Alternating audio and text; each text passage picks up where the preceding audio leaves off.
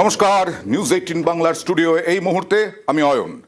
এই যে দেখছেন শুভেন্দু অধিকারী বিরোধী দলনেতা আজকে মহিষাদল থানায় ঢুকে একেবারে ওসিকে ধমক, মহিষাদল থানায় ঢুকে পুলিশকে ধমক শুভেন্দুর। স্থানীয় বিজেপি নেতাকে ফোন করে রাজনৈতিক প্রস্তাব, ওসির বিরুদ্ধে অভিযোগে ধমক। কি বললেন দেখুন।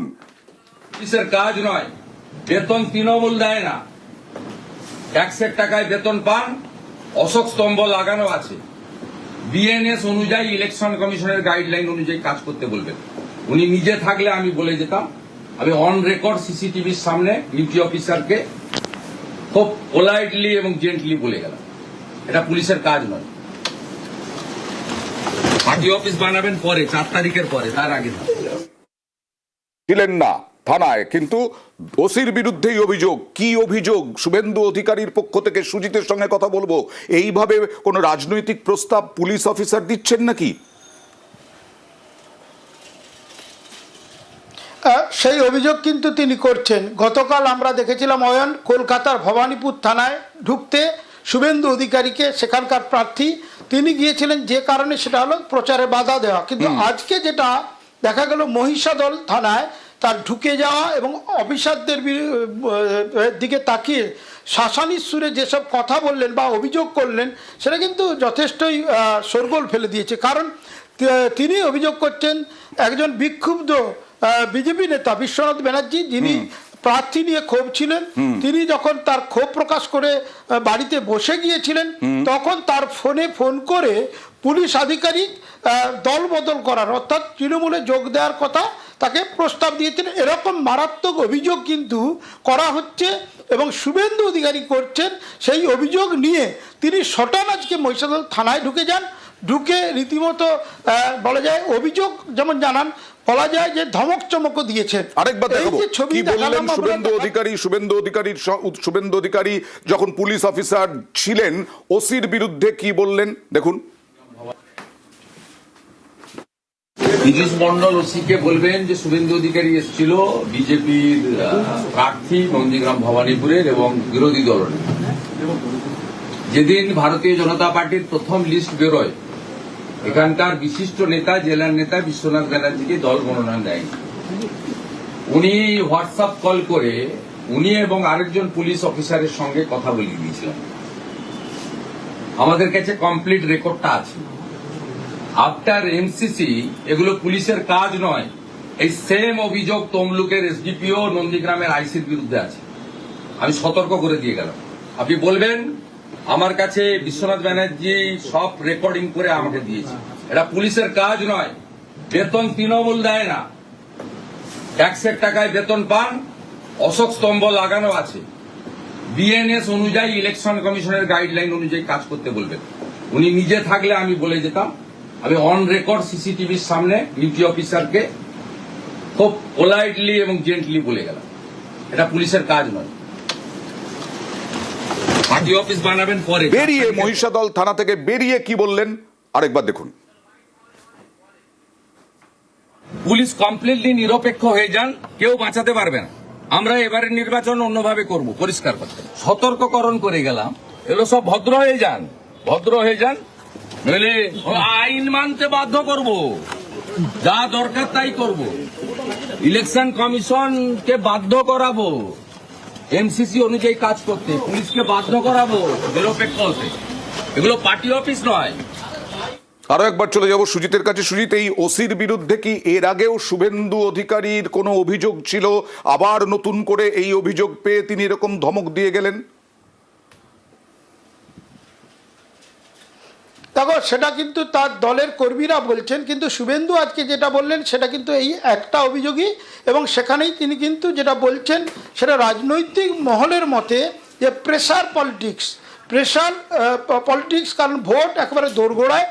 তখন দাঁড়িয়ে মহিষাদল বিধানসভা কেন্দ্রে তার এক বিক্ষুব্ধ যে নেতা তার মানভঞ্জন করতে এসেছিলেন, তারপরে তার কাছেই জেনেছেন, যেটা তিনি দাবি করছেন, যে এই পিরিয়ডে তাকে কিন্তু ফোন করা হয়েছে, ফোন করে দল বদলের কথা বলা হয়েছে, এরকম অভিযোগ তিনি করছেন। সবটাই প্রেসার পলিটিক্স ভোটের মুখে।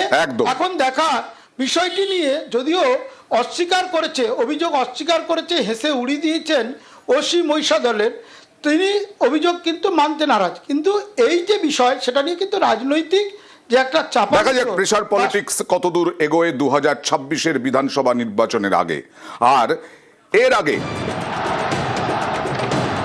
গতকাল তিনি ভবানীপুরে প্রচার শুরু করেছেন। ভবানীপুর ভর কেন্দ্র, সেই ভবানীপুরে প্রচার শুরু করেছেন। সুর সপ্তমে ভবানীপুর থানাতেও গেলেন তিনি। দেখুন,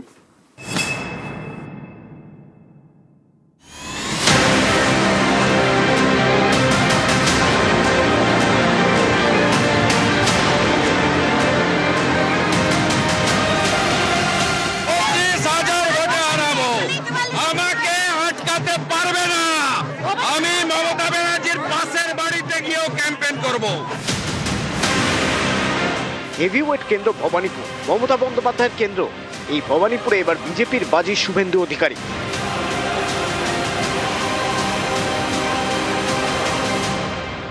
বৃহস্পতিবার থেকে শুরু করে দিলেন প্রচার। ভবানীপুরের চক্রবেড়িয়ায় প্রথম জনসংযোগ।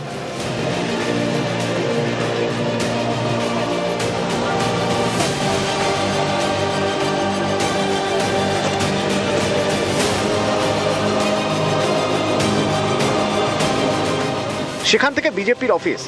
শুভেন্দু অধিকারীকে শুভেচ্ছা জানান বিজেপির কর্মী সমর্থকরা।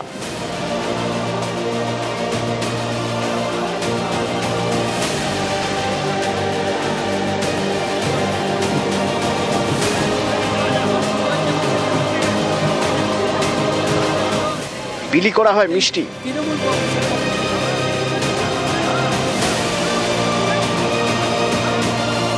এরপর বিজেপির অফিসে কর্মী সভা, সেখান থেকে বেরিয়ে দেওয়াল লিখন।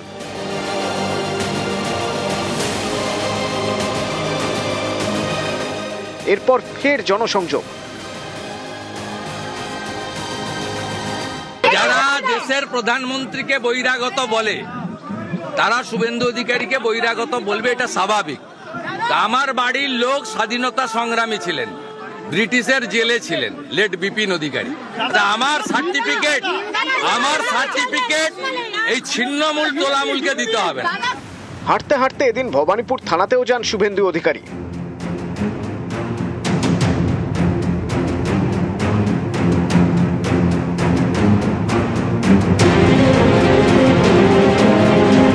না, পুলিশকে মিসইউজ করবেন না বলে গেলাম আমি, আমার কাছে রেকর্ড আছে। প্রেমজিৎ বিশ্বাসকে বলে গেলাম তৃণমূলের কথাই করবেন না। আর আমি ক্যান্ডিডেট ফ্রি মুভ করব, যেখানে অবস্ট্রাকশন করবেন গাড়ি ঘুরিয়ে।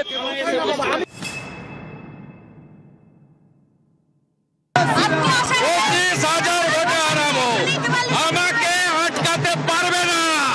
আমি মমতা ব্যানার্জির পাশের বাড়িতে গিয়েও ক্যাম্পেইন করব। আমাকে কোনো বাড়ি বাদ থাকবে না। আমি প্রথম দিন যা পেয়ে গেছি, দেখুন ভোটার গণদেবতার প্রথম দিনই আমি আশীর্বাদ পেয়ে গেছি। দাদা, আপনি এমন কোনো ইম্পর্টেন্ট লোক নয় যে আপনাকে কেউ বাধা দেবে। গণতান্ত্রিক উপায়ে যে দল যে জায়গায় আছেন তারা থাকুন, তারা নিজেদের কাজ করুন, আমরা আমাদের কাজ করব। মানুষ শেষ কথা বলবে, সবার উপরে মানুষ সত্য, তাহার উপরে নাই। এবং আপনাকে বলি, উন্নয়ন ঘরে ঘরে, ঘরের মেয়ে ভবানীপুর। নিউজ 18 বাংলা। আর বাংলার কুরুক্ষেত্রে গতকাল দ্বিতীয় দফায় প্রার্থী তালিকা প্রকাশ করলো বিজেপি। পাহাড়ের 3 আসনে প্রার্থী বদল করলো বিজেপি। শুধু তাই নয়, দুবারের বিধায়ক নীরজ জিম্বা, তাকে টিকিট দেওয়া হলো না। গোর্খা জনমুক্তি মোর্চার নেতা, তিনি টিকিট পেলেন। আর কুর্মী, দেখুন,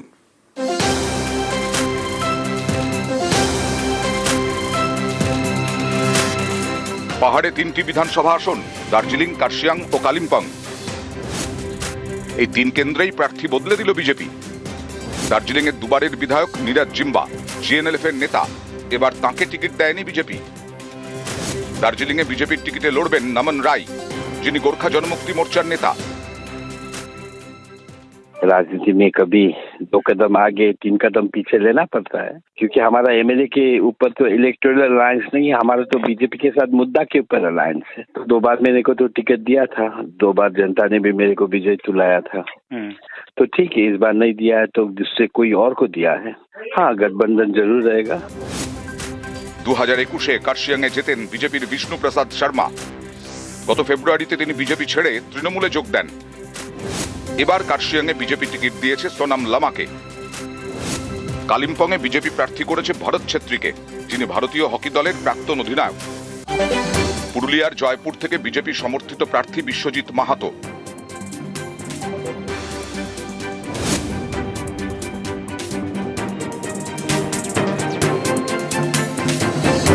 পুরুলিয়ায় প্রায় 23% কুর্মী ভোট।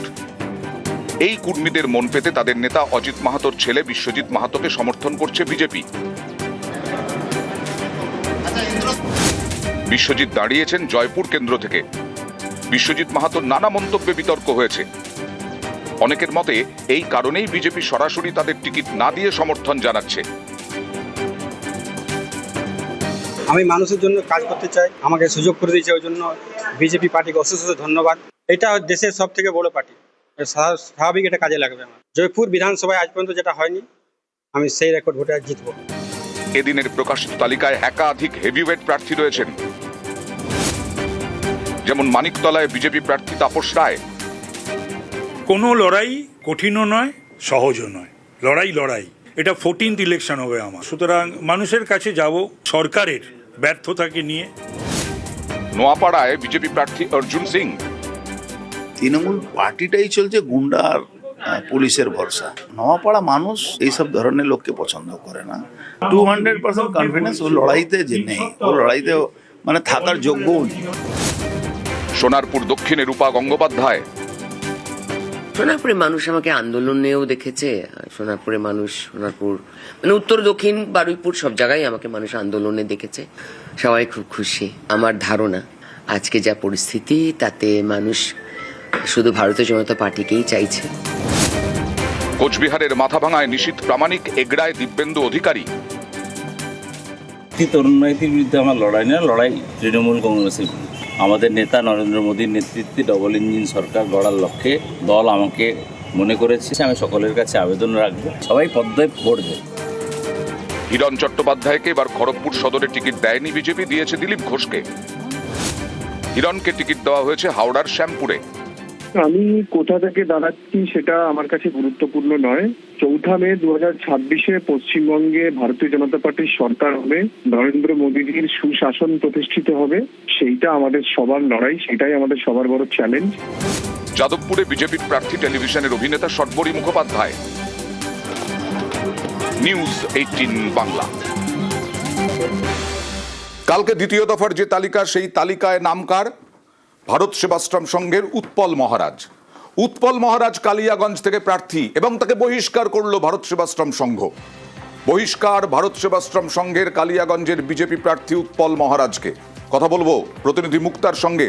মুক্তা, একটু জানতে চাইবো, উৎপল মহারাজের এই বিজেপি ঘনিষ্ঠতা কি অনেকদিন আগে থেকেই? তখন ভারত সেবাশ্রম সংঘ কি কিছু জানতো না? দেখো অয়ন্দা, আমরা এটাকে দেখেছি, উৎপল মহারাজ যে বিজেপি থেকে প্রার্থী করা হয়েছে তার আগেও বিরোধী দলনেতা শুভেন্দু অধিকারী সেই আশ্রমে গিয়েছিলেন এবং তার সঙ্গে কথা হয় এবং একটা অ্যাম্বুলেন্সও কিন্তু সেখানে দান করে শুভেন্দু অধিকারী। তারপর থেকে কিন্তু বিজেপির সঙ্গে ঘনিষ্ঠতা বেড়ে ওঠে বলে সূত্রে খবর। তবে এই যে কালিয়াগঞ্জ প্রার্থী হওয়ার পর কিন্তু যে ভারত সেবা আশ্রমের দীর্ঘদিন কিন্তু এই দায়িত্ব সামলিয়েছেন। তবে ভারত সেবা আশ্রমের পক্ষ থেকে বহিষ্কার করা হলো এই বিজেপি প্রার্থীকে, কারণ তিনি ভারত সেবক আশ্রম কোনো দলের নয়, এটা সেই কারণেই তাকে কিন্তু বহিষ্কার করা হয়েছে। ভারত সেবাশ্রম সংঘের থেকে কোনো রিয়াকশন পাওয়া গেছে উৎপল মহারাজের যে তাকে বহিষ্কার করলো ভারত সেবাশ্রম সংঘ? তিনি তো সন্ন্যাস নিয়েছিলেন সেই কারণেই। দেখো, উৎপল মহারাজ পরিষ্কার জানিয়ে দিয়েছেন, তার আগেই তিনি চিঠি করেছেন, সেখান থেকে তিনি অব্যাহত যাচ্ছেন। কারণ তিনি আগেই জানতে পেরেছেন তাকে বিজেপি দল থেকে তাকে প্রার্থী করা হবে। তারপরে তিনি ভারত সেবা আশ্রমকে চিঠি করে তারই কিন্তু সেই বলে দাবি করছেন। তবে এই যে ভারত সেবা আশ্রমের বিজেপি থেকে তাকে আশ্রম থেকে তাকে বহিষ্কার করা হয়েছে, তাতে কোনো এবং ভোটের প্রভাব পড়বে না বলেও তিনি কিন্তু জানিয়েছেন। কিন্তু আগাগোড়াই থেকে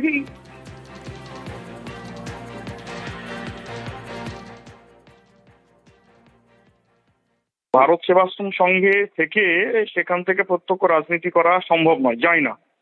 তো সেক্ষেত্রে আমি ব্যক্তিগতভাবে রাজনীতির আঙ্গিনায় এসেছি, এটা আমার ব্যক্তিগত সিদ্ধান্ত।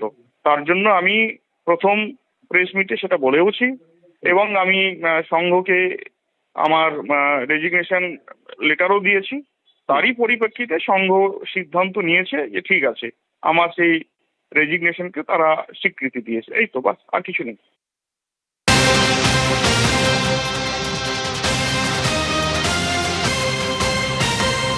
তৃণমূল হোক বা বিজেপি, বিভিন্ন ক্ষোভ বিক্ষোভ চলছে প্রার্থী নিয়ে। আলিপুরদুয়ারে ক্ষোভ বিক্ষোভ নয়, একেবারে তালা মেরে দিলেন বিজেপি কর্মী সমর্থকরা। ভেতরে আছেন জেলা নেতৃত্ব, জেলা নেতৃত্বকে ভেতরে রেখে আটকে তালা মেরে দিলেন অফিসে। প্রার্থী বদলের দাবিতে বিক্ষোভ। কথা বলবো প্রতিনিধি রাজকুমারের সঙ্গে। রাজকুমার, কার বিরুদ্ধে বিক্ষোভ, কেন বিক্ষোভ, তারা কাকে চান প্রার্থী হিসেবে? দেখো অয়নদা, প্রথমেই একটি আপডেট দিয়ে রাখি তোমাকে, সেটা হচ্ছে এই মুহূর্তে কিন্তু বিক্ষোভকারীদের সঙ্গে যে আলিপুরদুয়ারের সাংসদ মনোজ টিগ্গা, তিনি কিন্তু জেলা কার্যালয়ে এসেছেন এবং ইতিমধ্যেই কিন্তু মনোজ টিগ্গা বিক্ষোভকারীদের সাথে আলোচনা করছেন। দ্বিতীয়ত বিষয় হচ্ছে যে বিক্ষোভকারীরা যে আন্দোলন করছে তাদের একটাই দাবি যে আলিপুরদুয়ার বিধানসভায় যে বিজেপির প্রার্থী পরিতোষ দাস তাকে বদল করতে হবে। এবং আরো বলে রাখি অয়নদা, সোমবার দিন এই প্রার্থী তালিকা ঘোষণার পর থেকে কিন্তু বিক্ষোভকারীরা বিক্ষোভ শুরু করেছিলেন এবং প্রথমে আলিপুরদুয়ার জেলা কার্যালয়ে ব্যাপক ভাঙচুর হয়। তারপর থেকে এই বিক্ষোভ কিন্তু কিছুতেই থামছে না। এখন দেখার মনোজ টিগ্গার এই বৈঠকে বিক্ষোভের আগুন কার্যত নেবে কিনা। মনোজ টিগ্গা কি ভেতরে ঢোকার সময় কিছু বললেন যে এই যে ভাঙচুর, দিন তিনেক ধরে এরকম বিক্ষোভ চলছে, তিনি কিভাবে সামাল দেওয়ার চেষ্টা করবেন? না, একদমই অয়নদা, দেখো উনি কিন্তু ভেতরে ঢোকার সময় কিছু জানাননি।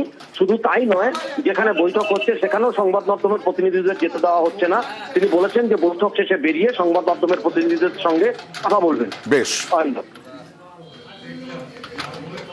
আলিপুরদুয়ার জেলা সভাপতি এবং রাজ্য নেতৃত্বদের বলা হয়েছিল সকাল থেকে আসার জন্য, তার জন্য অনির্দিষ্টকালের জন্য আজকে এই মনোজ টিগ্গার অফিস এবং ভারতীয় জনতা পার্টির অফিস টোটালটা বন্ধ। আমাদের সাথে যতক্ষণ না বসবে ওরা, আর মনোজ টিগ্গা এবং দীপক বর্মন কিসের ভয় এত কার্যকর্তাদের সাথে দেখা করার জন্য আসতে পারে না ওরা? অফিস সেক্রেটারি এবং জেলার এক্সিকিউটিভ মেম্বার অমর বাহাদুর ছেত্রী, তাদের দুজনকেও আমরা লক আপ করলাম।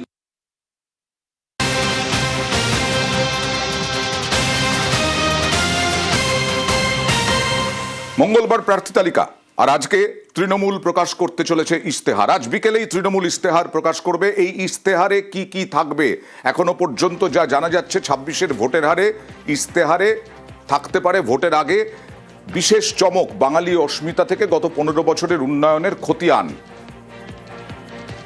কথা বলবো প্রতিনিধি আবিরের সঙ্গে। আবির, দেখো, ইশতেহারে একাধিক চমক থাকতে চলেছে। প্রথম যে চমক মনে করা হচ্ছে বা সূত্রের খবর আমাদের কাছে, সেটা হচ্ছে যে মহিলা এবং যুবদের জন্য একাধিক বিষয় ইশতেহারে উল্লেখিত থাকবে।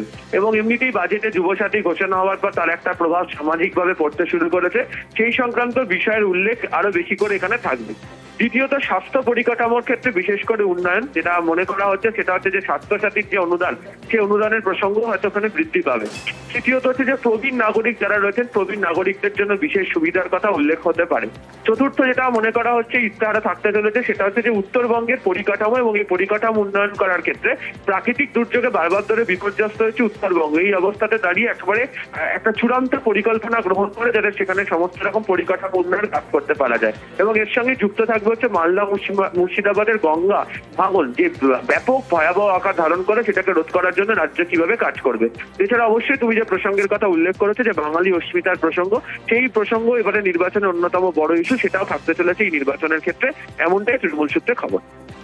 মমতা বন্দ্যোপাধ্যায়ের উপস্থিতিতেই কি ইশতেহার প্রকাশ হবে?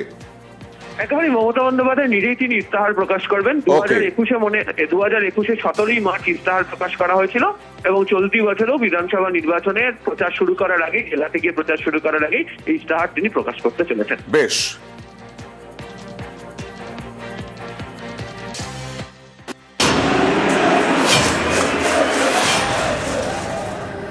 আর ভরকেন্দ্র ভবানীপুরে তৃণমূল প্রার্থী মমতা বন্দ্যোপাধ্যায়। ভবানীপুরে স্লোগান এবার উন্নয়ন ঘরে ঘরে, ঘরের মেয়ে ভবানীপুরে। কাল বৈঠকে আরও কিছু কৌশল।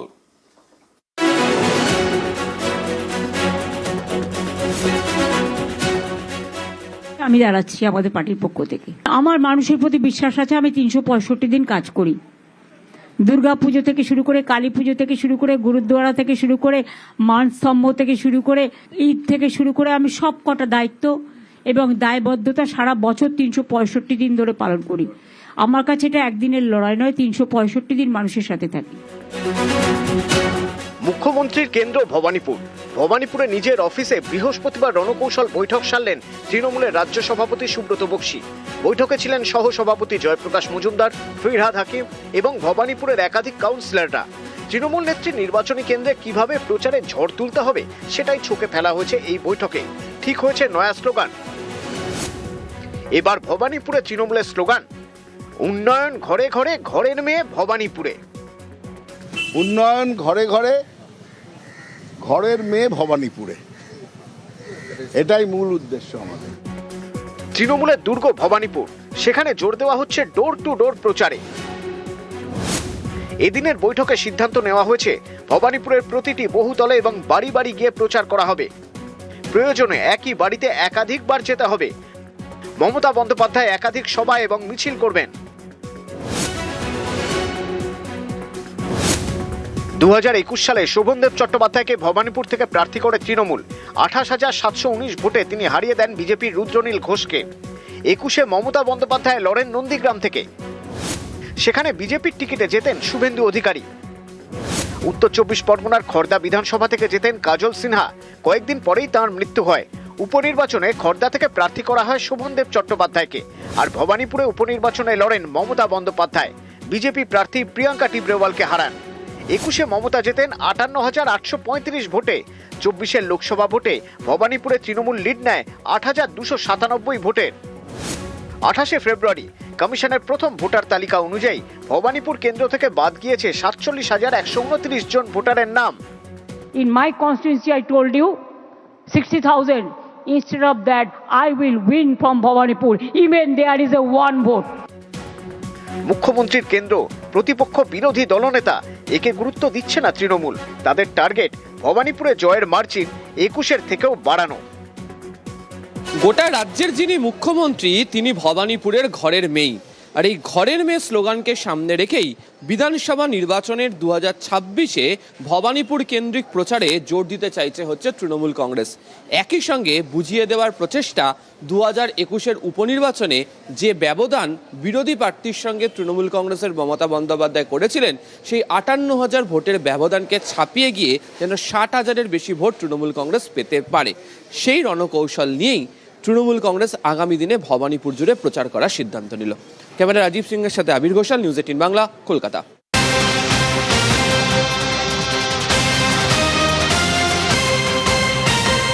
ঠাকুরনগর ঠাকুরবাড়িতে রাজ্যপাল RN রবি একেবারে ঠাকুর বাড়িতে চলে গেলেন রাজ্যপাল। রাজ্যপালকে বরণ করলেন শান্তনু ঠাকুর। মতুয়াদের ঠাকুর বাড়িতে গেলেন, হরিচাঁদ মন্দিরে পুজো দিলেন রাজ্যপাল। কথা বলবো প্রতিনিধি অনিরুদ্ধর সঙ্গে। অনিরুদ্ধ, রাজ্যপাল হঠাৎ ঠাকুর বাড়িতে কেন, তার প্রথম বলা যায় সফরেই? একদমই দেখো, উত্তর 24 পরগনা ঠাকুরনগর শান্তনু ঠাকুরের অল ইন্ডিয়া মতুয়া মহাসংঘের তরফ থেকে রাষ্ট্রপতি এবং রাজ্যপালকে এই মতুয়া ধর্ম মহামেলায় আসার জন্য আহ্বান রাখা হয়েছিল বা আমন্ত্রণ জানানো হয়েছিল।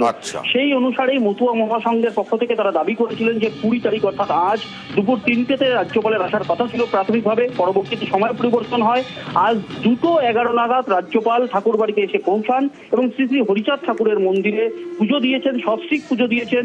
ঠাকুরনগরে ঠাকুর বাড়িতে উপস্থিত ছিলেন কেন্দ্রীয় জাহাজ প্রতিমন্ত্রী শান্তনু ঠাকুর বা অল ইন্ডিয়া মতুয়া মহাসংঘের যিনি সংঘাধিপতি। তিনি রাজ্যপালকে এই মতুয়াদের যে ট্র্যাডিশন অর্থাৎ মতুয়াদের যে ঐতিহ্য সেই আচারমালা পরিয়ে বরণ করে নিয়েছেন।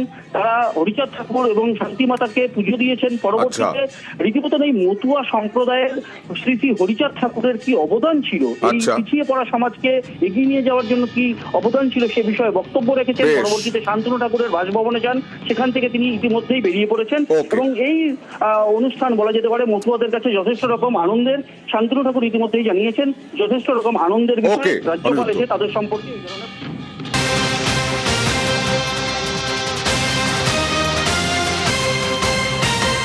ফের খড়গপুরে উত্তেজনা। এবার রেলের দেওয়াল ভাঙাকে কেন্দ্র করে উত্তেজনা। খড়গপুরে রেলের দেওয়াল ভাঙাকে কেন্দ্র করে কেন উত্তেজনা? শাবল হাতুড়ি দিয়ে অফিসার্স ক্লাব, সে অফিসার্স ক্লাবের পাশের রাস্তায় এই পাঁচিল রেলের পাঁচিল ভাঙার চেষ্টা বিজেপি কর্মী সমর্থকদের সঙ্গে আরপিএফ এর বচসা, কেন বিজেপি ভাঙতে গেল? কথা বলবো শঙ্করের সঙ্গে। শঙ্কর, দেখো আমরা 2 বছর ধরে দেখা যাচ্ছে যে রেলের বিভিন্ন রাস্তা বন্ধ করে দিয়েছিল এই বর্তমানে যে ডিআরএম এর দায়িত্বে ছিলেন মনীষা গোয়েল, গতকাল তার বদলি হয়েছে। দিলীপ ঘোষ আজ মঞ্চে দাঁড়িয়ে স্বীকার করলেন যে এই ডিআরএম তৃণমূলের হয়ে কাজ করে একাধিক রাস্তা বন্ধ করে দিলাম, তাই জন্য তাকে তুড়ি মেরে এখান থেকে সরিয়ে দেওয়া হলো। তারপরে 2 বছর পর তার মনে পড়লো যে এই ডিআরএম সাধারণ মানুষের রাস্তা বন্ধ করে দিচ্ছে এবং রাস্তা অনেক বস্তিতে উচ্ছেদের নোটিশ দিচ্ছে, যার ফলে রাজ্যের মুখ্যমন্ত্রীকে লোকসভাতে এসে বলতে হয়েছিল যে রেল বস্তিতে হাত দিলে তৃণমূল কর্মীরা সেখানে দাঁড়াবে।